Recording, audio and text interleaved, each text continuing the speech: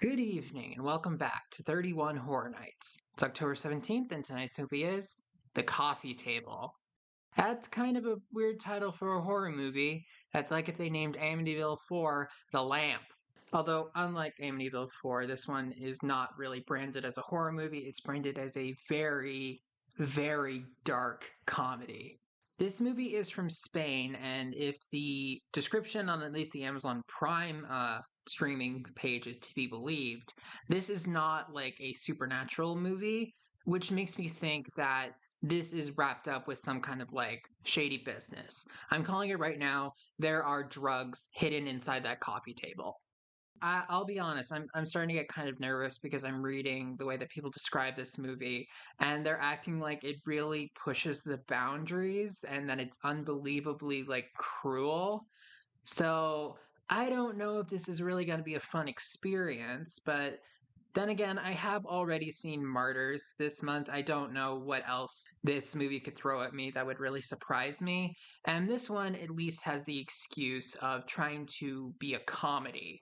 Almost anything can be funny if you put in the right context, but there is a thin line between dark comedy and just being cruel for the sake of being cruel. This movie is from Spain, which is not France, but it's too close for my comfort, so I'm skeptical now. I'm gonna go give it a watch.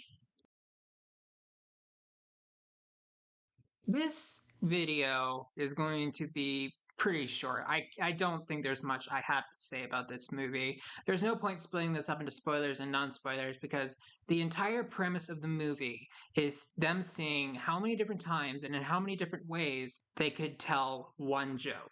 And that joke is unbelievably dark. And while I don't know if there's a way you could execute this joke for it to be funny, I can say that the way that they executed the joke in this movie was not funny. So therefore, the movie, from a fundamental level, did not work. I'm going to give it a 3 out of 10 because they really tried. I just didn't know if this was an endeavor worth pursuing. I'm going to give you one last chance to click away from this video. The joke in this movie revolves around a baby. I'll leave it at that. You can leave if you want to. Okay, when they get this new coffee table, the top of it is made out of glass.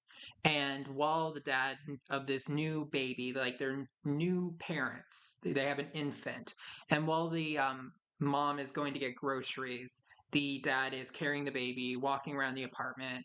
And we don't see this happen, but I can only imagine he trips and falls and lands on the table, and the glass on the table breaks, and the baby does not have a head. This happens entirely off camera. You're seeing like another part of the house. And when the subtitle said that the glass shattered and the baby stopped crying, the first thing I thought was the salesman like really said that this tabletop is unbreakable. So my first thought was, oh yeah, unbreakable my ass. But then I put together why the baby would stop crying the moment the glass shattered. And that was like a pretty good moment of shock. They did get me there. But that happens like 20 minutes in the movie.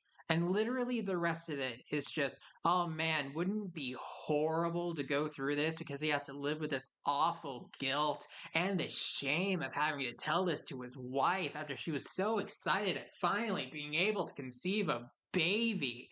And it killed the baby with that coffee table that they bought because he insisted on it, even though she didn't like it. I thought that the problem with this movie was going to be that the joke went too far, but no. There was like a Family Guy episode where Chris and Meg accidentally like severely injured Stewie like with a head injury, and they were trying to like cover it up in various ways.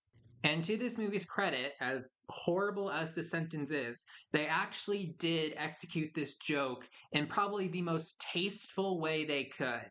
We never see any of the carnage. The entire point is that this wasn't due to like carelessness or thoughtlessness on the dad's part. It was literally just a tragic accident. And then the rest of the movie is just putting him through psychological torture. Humor is subjective, but in my opinion, it was almost played too straight and too serious and too sad for it to really be funny at all. And it doesn't really compound onto that. It doesn't add like more and more ridiculous, horrible things on top of it. It's just that one thing. This is a very, very dark situation, but it doesn't like push boundaries of what should even be allowed in a movie the way that something like Martyrs does. But categorically, this entire movie is one joke. I didn't think that joke was funny. So this movie did not work for me. And that's really all I even need to say about it. I'll see you tomorrow.